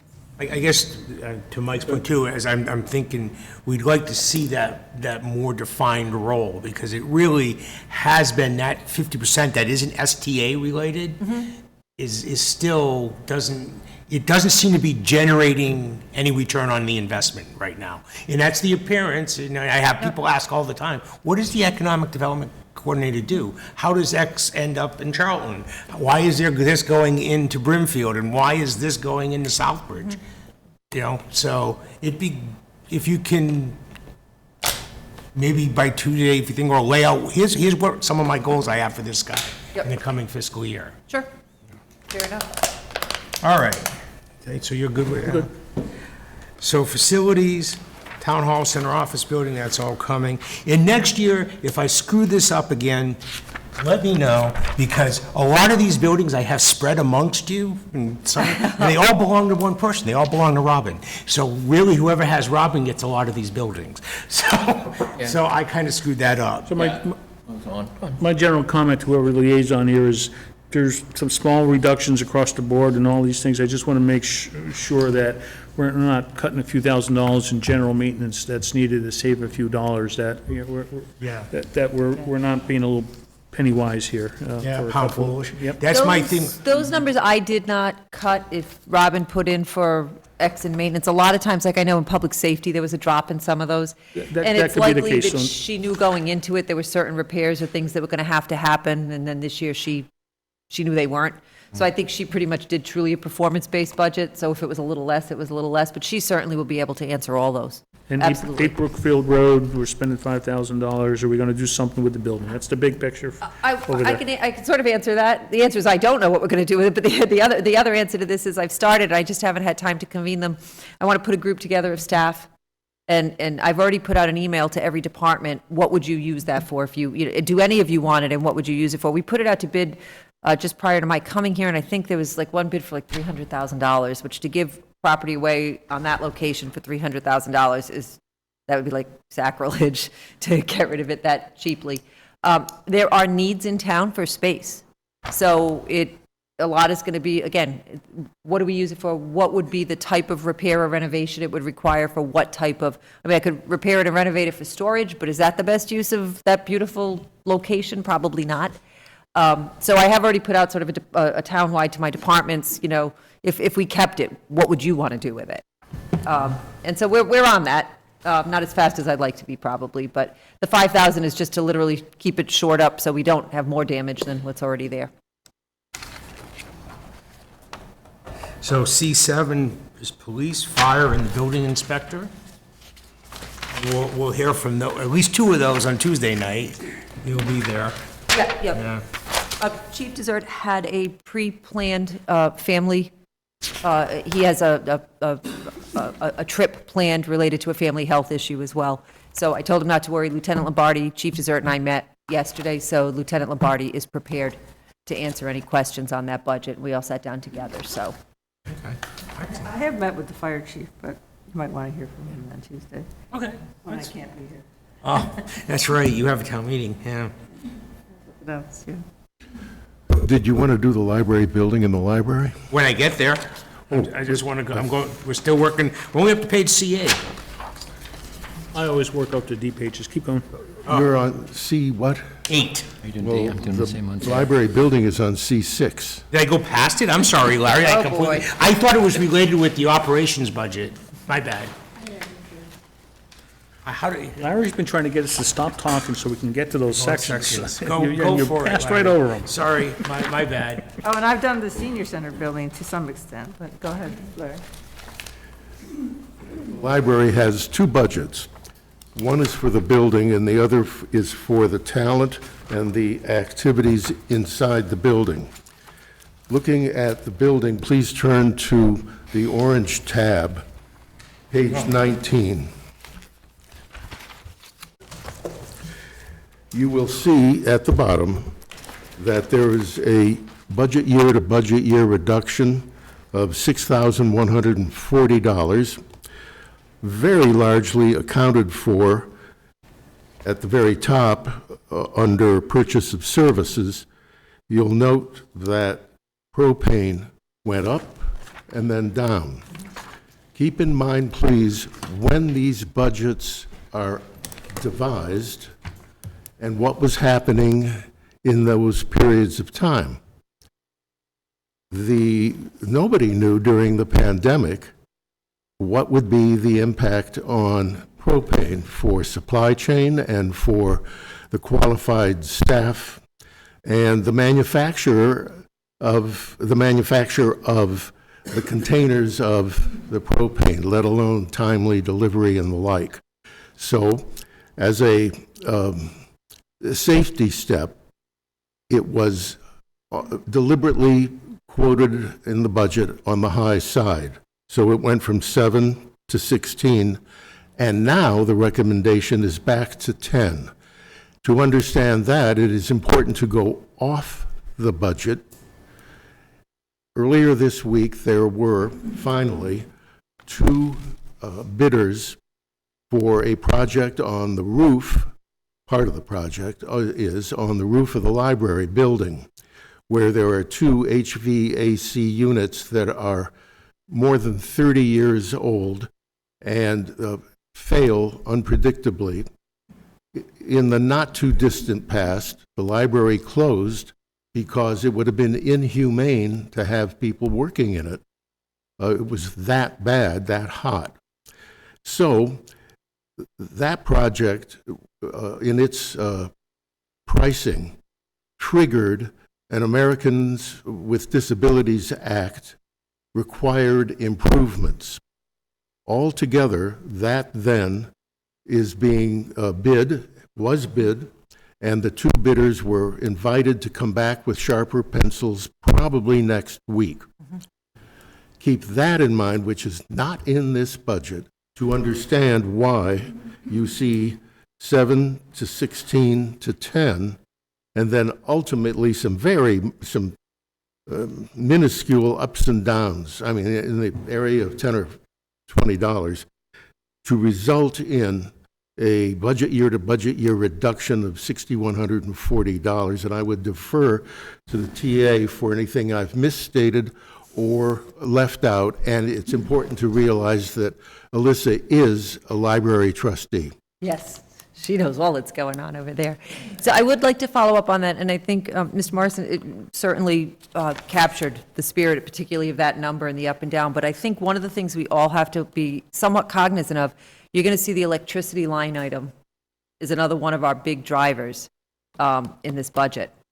And that system that's going in now is going to be all electric, and I'm not necessarily personally totally comfortable with that, but part of the challenges we face is adopting the green communities programs and the grant money that comes with that. The trade-off is there's an expectation that we will go electric. It is not, no money, you know, the first thing I learned in econ class is no such thing as a free lunch. They're not giving us all that grant money for us not to be required to do some other things. No different than we can't pass down our patrol cruisers to building inspections anymore. They have to get traded in and taken off the road. So, yeah. That's why you don't see, you know how you used to see the old Crown Vics all get passed around? And Yes. can't We do used it to have a anymore. town pool. Can't do it anymore with green communities. So when towns adopt green communities, it sounds wonderful in theory, and it sounds all environmentally friendly, and that's wonderful, and I'm not taking a position on climate change, but there's a cost. And we're going to see, and I have concerns, frankly, with that being all electric and all of our systems going that direction. if we were to have brownouts, it's one thing to brown out in the summer with air conditioning. We're in New England. If we have brownouts in New England, that's a problem. And I don't hear a lot addressed because I'm not sure that our grid is equipped for what's going to happen with these changes throughout the Commonwealth. That being said, it is what it is, not to be flip, and we have to deal with it. And that means we have to budget a significantly higher amount in electricity as a result of this. Is it going to lower propane? Is it going to lower oil to some degree in some of these buildings? Sure. But it's a cost that we all need to just keep thinking about and understanding that, we got all that grant money, but you pay the piper too. Yep. So, but thank you, yes, and I will say, Robin's done a wonderful job at the library, and Becky does a tremendous job running that operation as well as that building, and holding it together when the HVAC was falling apart on her, Becky. I think a major tip of the hat is in order to the TA and to the library trustees. Library trustees are a separately elected body, answerable to the State Board of Library Commissioners. And it is important to appreciate that if you want to get very persnickety, the librarian is not a department head. Nevertheless, the trustees and the TA and the selectmen have comity, C-O-M-I-T-Y, and things move along in the public's behalf, for the public, extremely well. So to the trustees and to the TA, a tip of the hat. And to Becky, because Yes. frankly, to do that dance is not always easy. And she's a huge member of my team, even though she technically is not, Right. but she is. And that's, she works on my opioid crisis team. She's part of the town. She's part of, I think of her as sort of part of my team and a key member of it. And if grants or bequests go to the library, they go to the trustees. That's important to understand. They are custodians with a major responsibility. Yes.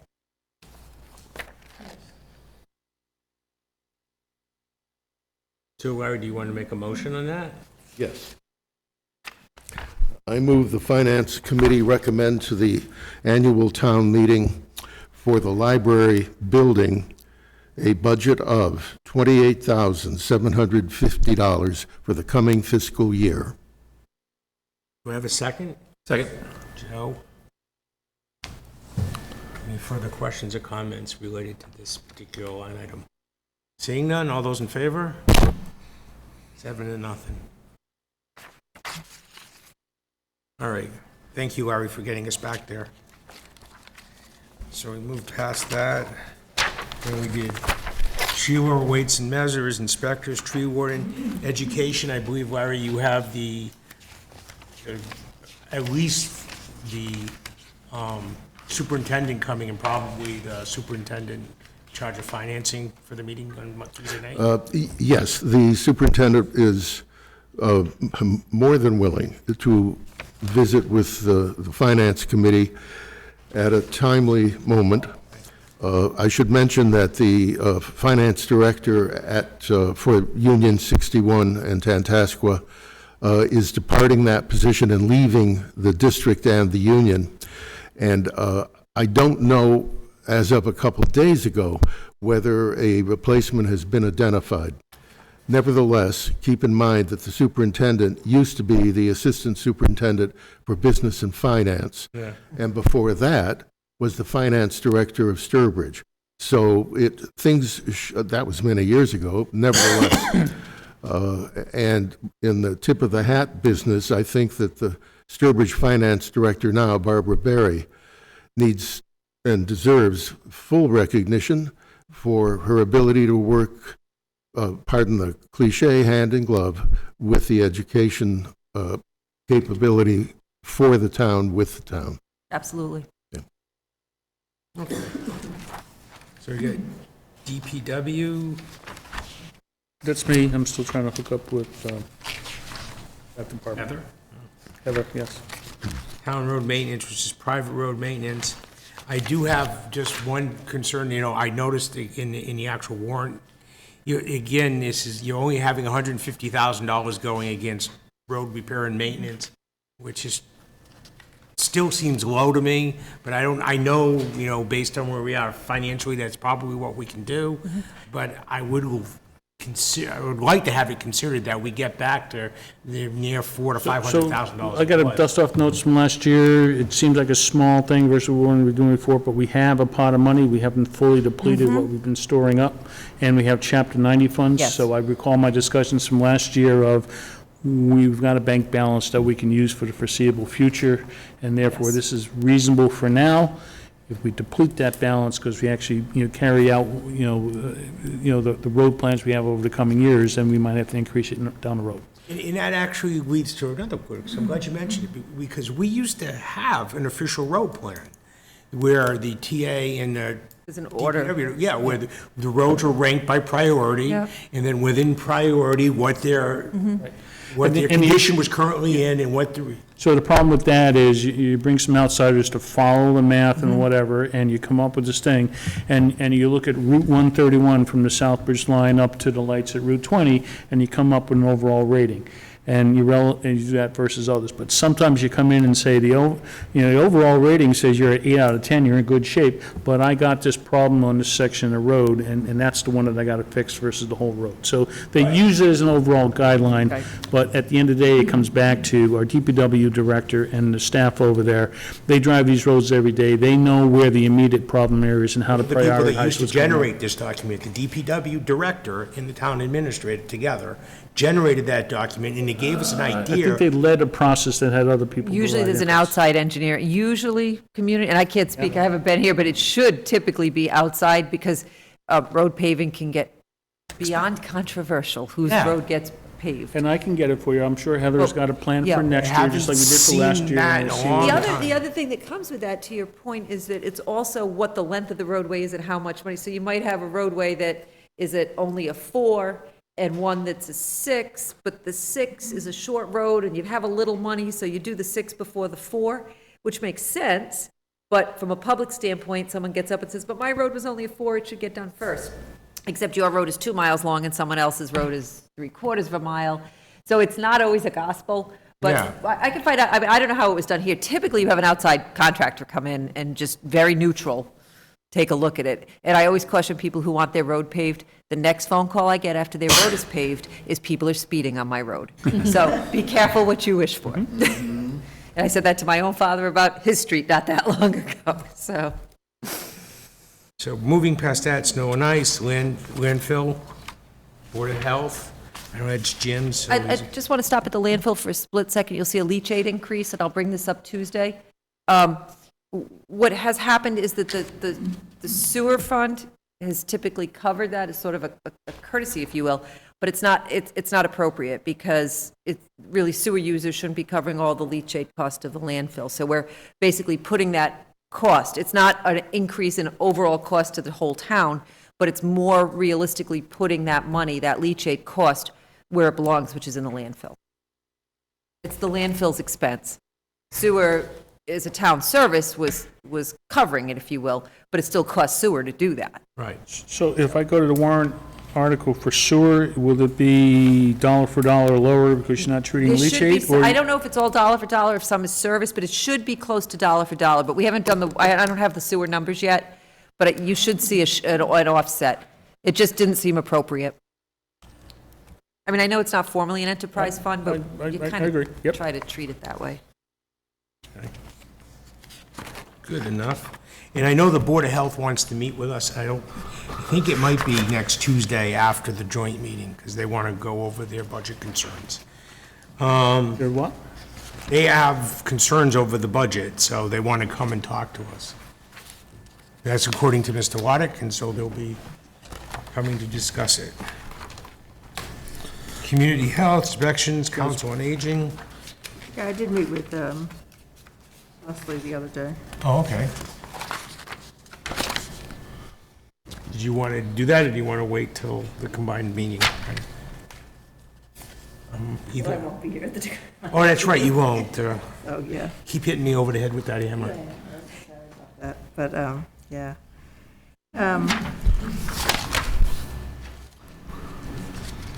I believe it's fairly level funded, actually, let me find some of my notes. Which, I didn't hear, which budget? On Council on Aging. Oh, Council on Aging, yeah. Bottom of page C10.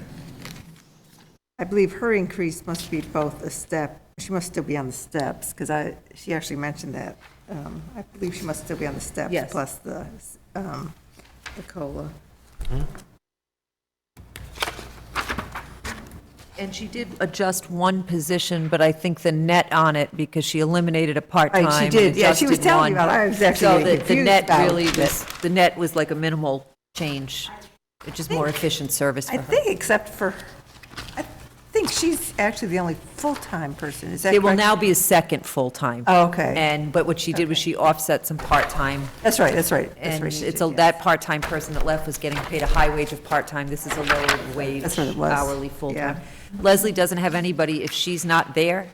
Right, there is nobody there, There's no right. full-time backup, and quite often that's open on weekends for emergencies and things like that. And she needs someone who can sign off on a bill and sign off on payroll and just somebody, one other full-time person in that department. So it's a position change, but there's not, I mean, and I don't recall if that was a benefited part-timer or not, but I cannot recall. If they were, there really is a very minimal offset. Yeah, I think it was very minimal, yeah. Yeah. Yeah. And I did talk to her a little bit about, in the future, I know that she has somewhere in here a part-time custodian, and she is a little concerned down the road, once that addition is put on, that she may need, that she did bring that up, that there may be a need for more custodial work, just because of the vastness of the building. So they are planning on moving to the Federated Church, I Yes, believe. and that's As of the end of negotiated. June, I believe. That's if the additional $2 million gets approved. Yes. Yes. Providing, I have an out on that contract. That agreement with the Federated Church has an out clause, that if it does not happen, we are not obligated to them. What's Plan B if the 1.78 doesn't get approved? Is the whole project starting over, or do we just do what we can with what's been allocated already? At this point, I'm not sure. I'm not comfortable certainly with going back to the taxpayer for more other than CPC funding, which is obviously a separate pot. I'm not comfortable with going back for an override, and I think at some point, I'm probably going to have to be guided a little bit by the selectmen, not to throw the responsibility on them, but it really becomes almost a policy question of what do we want to do next? Do we want to bring it back? Do we want to bring it back to the public? Can we work off the 11.4? I really don't think that, so the 12 point whatever with the extra 1.7 million gets us a nice renovated senior center. Without that, at 11.4, where you would have to cut and how much you would have to reduce would almost make anybody say, what are we doing for 11 million? The extra couple million actually brings it to where you're going to look at it and say, well, we've got something significant. Believe it or not, that $1.5 million difference, if you had to shave it, you're basically going to take off any additional space and basically just rehab the building. And for $11 million, that's a lot of money to rehab a building, if you will. I think, it's a tough question. And part of the challenge is that when it got brought to town meeting, there really weren't plans. There was a feasibility study on where it could go and some general concepts of what they might want. It would have, I think, in retrospect, been better to say, okay, we're going to do a feasibility study for 400,000 or 300,000 or whatever it is, and then say, have something more concrete, I think, that we could have gone to the town and maybe had a sense. In fairness, construction costs in the year and a half since have gone up. I mean, I don't think anybody would necessarily foresee the degree that they did go up. So 11.45 wasn't really as far off as it sounds when we look at what's happening with materials and construction costs. Could it have been done a little differently? It might have been able to be done a little differently, but we're kind of where we're at, and I sort of own what we have here. And do I think it's a fair use of CPC funds? Yeah, it is a historic building. I would hate to have another empty building. From my perspective, just, looking at it, walking in late, do you build new for, 18 million, or do you renovate for 12 million? Part of the question for me in that is, I do like old building, just on a personal level, we're a historic town, it's a beautiful old building, why wouldn't you save it if you can, if it's efficient to do so. The other question for me is if you don't save it, then what do you do with it? I mean, I can use space, but do I want to separate out my offices? No, that's not efficient for the public. You know, I'm not going to send one department down there. Different for Council on Aging. But, you know, your public departments, like your inspections and your planning and all those, that staff all needs to be in proximity for the public, if not just even for our interaction. So now I'd have an empty building that I'd have to shore up or do something with. I don't see a will of the town to want to sell that, and even if we did, what are we going to get for that? We got an offer of $300,000 for 8 Brookfield. So we're kind of in a position where I don't think renovating it is a bad idea. It's just the cost of it right now is a lot. But I don't think this is a philosophical question. I think a concrete answer would need to be what's Plan B? provided. What's Plan B I if this don't doesn't know. go? And I'll be perfectly honest with you. I don't know what my next step is going to be if it's not funded, because can I do it with the 11.45? I just don't get the sense in speaking to the building committee that it can be done for that, without it being so minimal in the end. What would you have to cut? It'd probably be the addition of space, and that is the whole point. I agree, I'd like to have the answer, but, you know, part of the answer is we don't know, we're going to have to go back, and we'll come back later, and we'll put it on pause, and we'll come back. But it's easily foreseeable that that question will come on the floor of the town Yes, it will. meeting, and you'll need an answer. Yeah. And so it can't just be, But I don't think you need to say, here's what we would do. I think the answer of, we haven't studied it, if you don't want to spend the money, you need to go give us back. some time to come back and give you what the options are, and either bring the $1.8 million back again, or bring another option that's different. Because at this point, I'm not ready to immediately say, well, I'm going to go back to the taxpayer and adjust the override number. I'm not prepared to do yeah, but it would that. be good to understand what the options could be. Yep. Well, that would be an option. I mean, that is an option. I mean, certainly would tell the public the option is we come back for more, or we don't do the project, or we, you know, if we stay within the confines of the 11 million, what can they give us? And maybe that's the answer I need to get. What would happen for the 11.4 and what wouldn't happen? You know, I mean, I think that's the only other answer I could give on that. But it's going to be a question, and it's going to be a tough one. Okay. Do I think it's a legitimate use of CPC funding objectively? Yeah, it's a historic building, and I would love to maintain it and keep it, and I think that there's a will for that with the seniors and the population that's using it. So in that sense, I don't feel uncomfortable with it coming from CPC, and I think that's a good use of those funds. But it comes with conditions usually. Yes, and they have gone over this. So Penny worked aggressively on that, getting information from Charlie Blanchard and the architects and engineers on exactly what qualified and why it qualified for CPC. Okay, so what are some of the conditions then we can expect? Yeah, we do need to know this, because when I chaired the renovation of this building and the building across the street, they cost us a lot of money. Again, You know?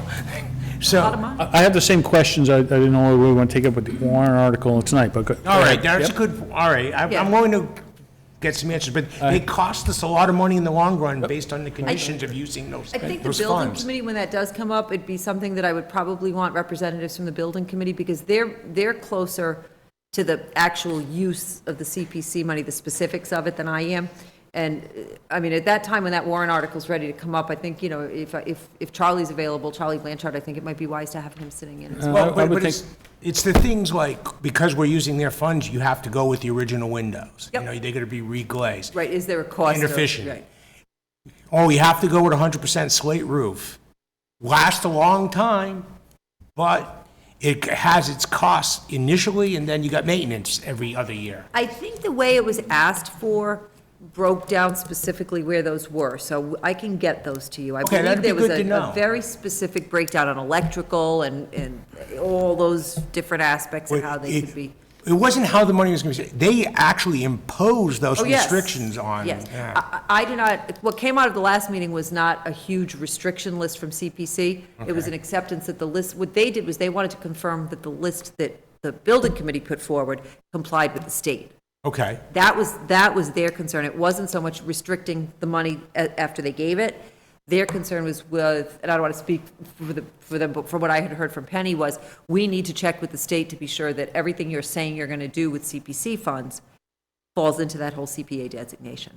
Okay. Yes, that's my concern. Yep. And it's a historic building, but we're doing a renovation and an addition, so that historic piece kind of shifts a little bit, and we want to make sure that Yes. we don't go in here, think we've got the money, and it turns out And then have a problem. we have a non-historic, historic building with a brand-new modern annex, and, you know, we got that issue. Yes. And those conditions, whether they're imposed by the CPC statute that need to pass through, or whether they're imposed by a set of committee members who are putting that on, if you want money from this fund, here's what we're going to make you do. So it'd be nice But I to know do where those think this go. needs more vetting. I agree that this discussion needs to have more vetting as we go for this warrant article, because it does need to be better explained when we get to the floor of town meeting, no question. So, I mean, is it possible that the addition would have to have a slate roof as well, or just the original building? Things like that. Yeah, we're going to, again, I mean, that's an enormous cost. It is. In Just here, it was, Have an example. we were going to go with an alternative roofing that looked just like slate that you couldn't tell, but it was not allowed. It was But I mean, because, that's what I'm- and it's not, wasn't allowed by statute, it wasn't allowed by the local committee. Well, what got brought forward to the committee was the list of what they wanted that 1.74. Okay. And CPA reviewed that, sent that to the state, sent it back and said, yes, we will give you 1.7 for these particular purposes. There was no further conditioning. Okay. It didn't increase the cost, so, okay, now we're at 12 point whatever, and now we're giving you 1.7, so guess what? Now it's going to be another, 500,000 because now you have to add slate roof. There was no further conditioning at this point that I've seen, so. But I will follow up and check some more and see I what mean, that that final would vote. be a Yeah. real concern if that addition also had to conform. Yeah, Doesn't necessarily make sense, because it wasn't there to begin with, but, It was not a case of after we went to CPC that the total went up. okay. We'll give you money, but you're now going to have to invest another 300,000 because you have to conform to XYZ. That did not happen. We're having a problem with the simulcast of the meeting. We're spinning, you can see it on your thing there, so the connection's gotten lost somehow. So, people at home can't hear it, but I'm not sure where the issue is. So, I don't know, I mean, do we disconnect and reconnect the meeting? I have no idea how to get around this. Motion to adjourn? No, not yet. Yeah, right? I have a 9 o'clock stop, so I'm going to keep quiet. You Okay, can- well, I want to get through where we Yep, can. we're almost near the So, end. Yeah, vet services, Joshua Hyde operations, so Larry, that's part 2. This time I won't forget. Oh, you didn't want to go vote on the council on Oh, I'm Aging? sorry, were you ready? Okay, I just And assumed. listen, I mean, the personnel costs went up just Yeah, 2.7 altogether. The purchase of services went up a small amount, very small amount, really. So I think that, at least I'm ready to make a motion to recommend the Council on Aging budget to the town meeting.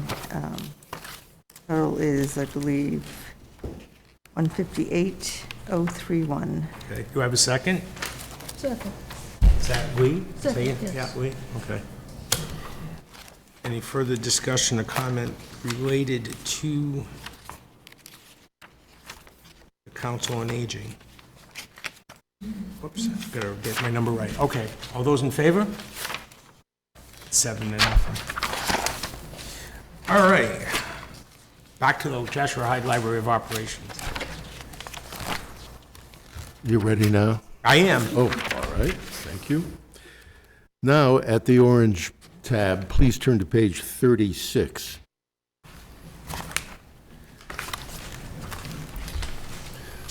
A few numbers. The library hosted last year 96,000 visits in a town of 9,500, where almost, actually a little more than half, counting all people, newborns, have a library card. 46,789 items were checked out. Wow. I take that back. They are on the shelves. That number, 46,789 on the shelves, and another 188,000 are downloadable ebooks and audio and video. The number of card holders, which is just more than half the population, not just adults, the whole population, is 4,988. And the circulation of physical items was last year 73,541. That was done, all of that, by a staff, not counting the librarian, of 15 others. If you'll look on page 36, at the top, under the heading Salaries, the second line, you will see a proposed year-to-year increase of $7,566. That represents the step increases and cost of living adjustment. The step increases refer to a grid that the town uses in pegging where not people but positions, and therefore people holding those positions, are in terms of their the responsibilities of that job, which are objective and written, and their time in that position. Well, 15 people will have $7,566 spread among them.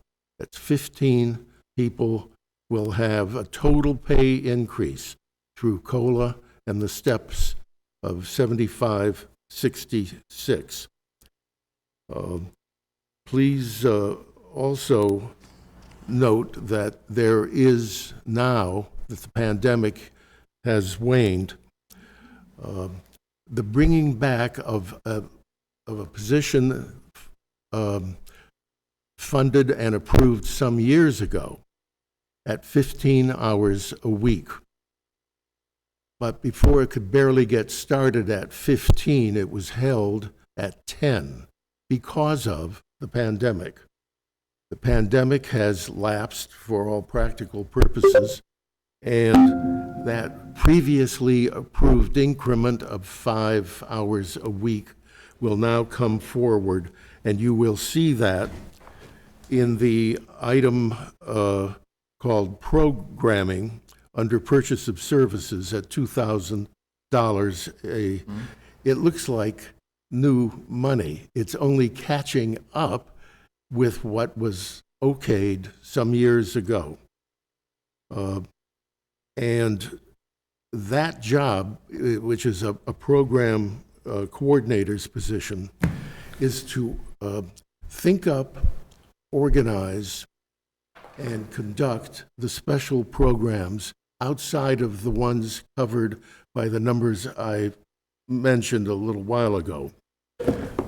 Used to be roughly 200 a year. And then during the pandemic, it dropped to 147. It is anticipated, based on the historical record, that it'll surge at the end of the year to about 200, 201. And these are for little kids, for the mystery dinners at the public house, which the public pays for. But somebody's got to honcho those. And that's what that $2,000 is for. You'll want to keep in mind that that previously mentioned State Board of Library Commissioners, as I indicated at a previous meeting here, requires if any library in this public library in this state wants to get the attention of the commissioners, it has to commit 19% of its budget to the materials, basically acquisition and sometimes repair or replacement. And this budget does that. The Friends of the Joshua Hyde Library are a separate volunteer group that began in the mid-1970s. And they conduct book sales. They do what is called weeding. Records are kept by the library for how long a book goes, or any other material, unasked for, at a margin of time, and then it can always be gotten. There's a system that is statewide. You can get, if it's in print, you can get it, and even if it's not in print, if it's in another format, you can get it. But it doesn't mean it has to take up space in the library. The Friends help in that weeding. The sun rises, the sun sets.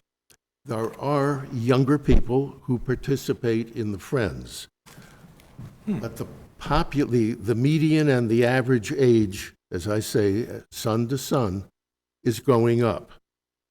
It is more and more difficult to marshal the people just in sheer numbers as they grow older. Sometimes it's lousy weather. Sometimes they're just not up to it. And as a result, it means that, well, the annual fundraising by the Friends, which it's in 12,000 to 14,000 a year, is diminishing.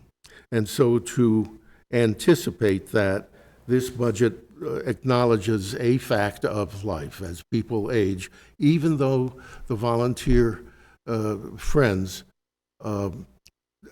reach out for, well, older people, but certainly for younger people. It's a successful outfit, but it's self-sustaining. But the sun rises and the sun sets, and so that this budget acknowledges that realism. That you will see then at the bottom that there is an increase of year to year of $15,478, of which the previously referred to 7566 on the STEP and the COLA are almost exactly half. Then you have the $2,000 to recognize the 5-hour-a-week increment increase, which is a word in quotation marks because it's been authorized some years before, and the pandemic has much diminished. And subject to any questions or comments, and anything from the trustee or the TA, that completes my part of the report. Except you need to make a motion. I just have Well, one- subject to questions. Oh, I just got one question. And whoever, do we have like an RFID or checkout system or anything in the library or anything in the future? My brother, I have a librarian family. My brother was director of Sudbury. He did the furnishing. He put RFID. My sister's the director of the library. So, but I went the other way, okay? But anyway, he was responsible for RFID, an automatic thing to check out books, to reduce the number of labor down the road and stuff like that. My point being is that that's something that might want to be looked into, since, like Larry brought up good points here and did an excellent job, and it was called, now he did it, he's retired for like maybe 5 years, 6 years from now, but he did it at Sudbury, and like, it's called RFID. It's an automatic system to help people check out the books automatically and categorize them, and that's about all I know, okay? Well, it's like going to CVS, and instead of Yeah. talking to somebody, Yeah. you engage with an inorganic entity. Yeah, it helps the people, you don't get rid of the people, it just helps them be more efficient when they're checking out books. Especially what we were talking, the numbers here are pretty staggering, a lot of the numbers, and obviously the library. I'm amazed at how much circulation there is. That's, Well, you're right. If you can save 90 minutes in a year, why the hell not? we could put the people I don't know, somewhere yeah, else. something work, good. Generally with you, Ken, but I think, I'm picturing maybe 1 or 2 people covering that area over there that, yeah, maybe if they're overwhelmed, they can't do some other work, but certainly worth looking Yeah, into. looking at it. Yep. Can't have to look. Maybe it's not right, I don't know. Oh, question. It's worth There's a looking RFID that'll read the book for you. at. That's called, Probe that's to called a make sure download you book, got you know, my it. wife can teach you. Larry, I had a question. Yes, ma'am. More on the bookend, actually. Those stats that you recited, does that include, like, when I'm reading a book on the phone, but I went through the CW Mars system to get it? No. But I used my library card. Yeah, you did. No, That- no, that's, your experience is in addition to the numbers I gave. Oh, wow. Oh, that's interesting. That's a lot, yeah. 'Cause I do a hybrid. Yeah. Whatever. Or they might not have the book in the library, so then in our library and. And they get it elsewhere. Your library loan, I'll just Yeah. usually get it up. So I wondered if those stats, because I think that would be fairly high, especially during the pandemic. We have people reading now. The Joshua Hyde Library was able to find and obtain and deliver the only book, one copy in existence in Massachusetts, and they found it. Wow. It took them a while. It took 2 whole days. They don't mess around. Of course, if the RFID, you lose electrical power, maybe you're going to now 100 minutes in a year. Listen, if we lose electricity, we're not going to have an HVAC system either, so. Yeah. No, it's a very, very nice library, and the next generation of Neils took advantage of it in Yeah. December when she was visiting. I still like books. I like to read my book. I move the Finance Committee recommend to the annual town meeting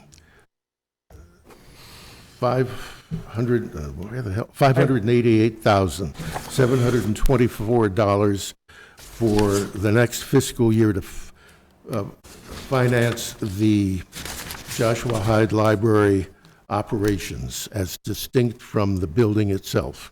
Second. Okay. Mike seconds. Any further questions or comments? All those in favor? 7-0. All right. Recreation, trails, historical, debt service interest. I'll just wait. Unclassified and central purchasing. All right. So we have the meeting on Tuesday night with the Board of Selectmen. Just a logistical thing, so you're aware of it. I don't know if you set the pace of that meeting or not, but we officially do not meet with them till 7 PM. Okay, so I have a few other items that I have to do ahead anyway. There are a couple other agenda items. We'll do those first, and then you can come in and open your meeting whenever you need to. I'll just talk to, I don't know if Mary will be here or Chase, but I'll just let them know to be sure that, we'll pause and let you open your meeting too, so that for public meetings, you're officially are, open. yeah. Yeah, but that's fine, because we have other preliminary business. Okay, great. I just wanted to. I got stuff. I can fill a half hour, trust me. All right. So, let's see, what do we got next? We skipped the warrant articles because we still have iterations coming and forth. Yeah, though I will tell you, I think all the version I sent you today, I think has all the articles. Some of the numbers that still have to be filled in, but I do not think So there we will be actually additional kind of know articles. the number, Yeah, okay. you sort of know the number of articles, yes. Special town meeting, that one hasn't changed? I had one more to pull off of it, actually, so it's less. It's like, I Okay. think it's only 3 articles on there. Right, there's no meeting minutes that I'm aware of for tonight. Okay. Old business? I had some, but I didn't write it down, so my feeble mind is gone. Oh, I can't do that anymore, yeah. New business? Public access?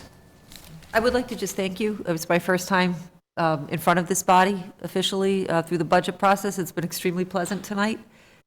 So I appreciate that, and I look forward. Any questions you have in the interim, we have to be careful of rolling quorum, but individually, I certainly can answer any questions you have, and I'm happy to do so, and I will see you a week I'll from see Friday. you a week from tomorrow. Great. So thank you for attending, too. Yeah, Appreciate the thank time you. and effort.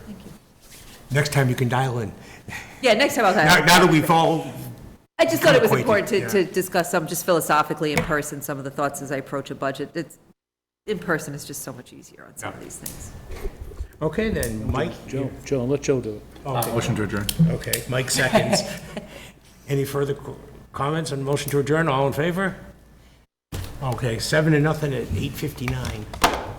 Thank you. So you get out by 9. I believe that book where there was one copy is one that I ordered. You'd be tired of it, wouldn't it? Yes. It's usually very wide. Oh, really? I thought, I had reason to believe it was The whole thing.